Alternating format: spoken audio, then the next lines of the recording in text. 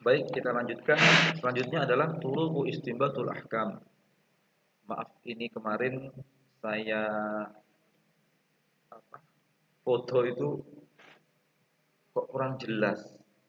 Ya enggak apa-apa ya, nanti bisa ketika kita ketemu nanti bisa teman-teman ini lagi. Apa namanya? Tapi saya kira ada cukup jelas. Nah, ini adalah turuqu istinbatul ahkam, yaitu tata cara atau metodologi penetapan hukum. Para ulama membaginya menjadi dua, ada yang lafziyah, ya, itu yang teks, maksudnya ini ya, naus itu tekstual, ada yang qaid, ya, ini menggunakan metode qaidah lugawiyah. Kemudian ada yang ma'nawiyah, ini yang para ulama menjelaskannya dalam bentuk qiyas, ijma, istihsan, syar'u manqabalana, maslahatul mursal dan sebagainya. Kemudian ada yang juga menggunakan metodologi maqasidus syariah. Maqasidus syariah yang terkenal dengan usulul khamsah seperti hifzuddin, hifzun nafs, hifzun nasl, hifzul akal dan hifzul mal. Baik, sebentar di sini. Oh, bukan, belum ada. Nah, yang pertama adalah yang lafzi ya. Yang lafzi ini yang tekstual. Seperti apa? Dari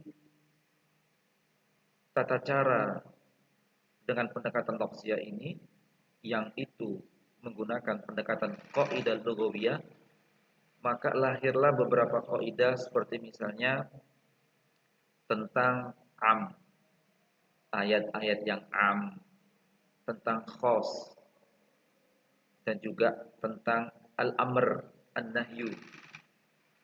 Nah, ketika kita eh, mengambil hukum dari nas Al-Quran dan Al-Hadis dengan pendekatan qaidah lughawiyah, misalnya ada ayat yang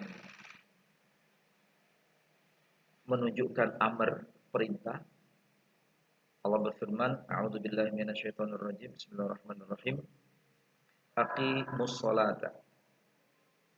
Ayat ini mengandung dari segi bahasa menunjukkan kalimat perintah, dan kalimat perintah itu menunjukkan sesuatu yang harus dilakukan, harus dikerjakan.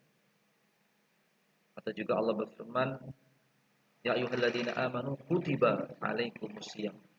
Kutiba, diwajibkan. Kalimat kutiba ini secara bahasa bermakna diwajibkan, bermakna perintah yang harus dilakukan. Itu yang lafziyah.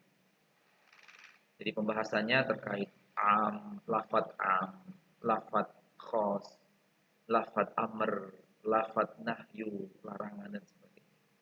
Kemudian yang ma'nawiyah ini adalah tata cara menetapkan hukum dengan menggunakan dalil-dalil yang kontekstual, seperti misalnya ijma, qiyas, seperti misalnya ketika kita menetapkan hukum haramnya narkoba atau haramnya minuman ciu, itu berdasarkan kias. Karena apa? Karena ada kesamaan ilat. Kalau yang diharamkan itu adalah khamr. Karena khamr itu diharamkan, ilatnya, sebabnya, ilat hukumnya memabukkan.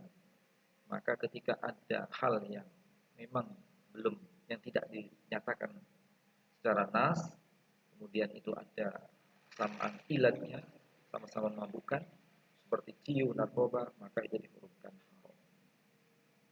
Seperti halnya misalnya maqasidus syariah, dari sisi maqasidus syariah, menjaga agama, atau menjaga harta misalnya.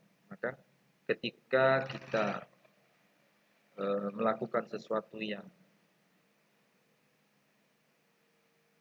nanti tujuannya dapat menjaga harta kita menjadi sesuatu yang diperbolehkan.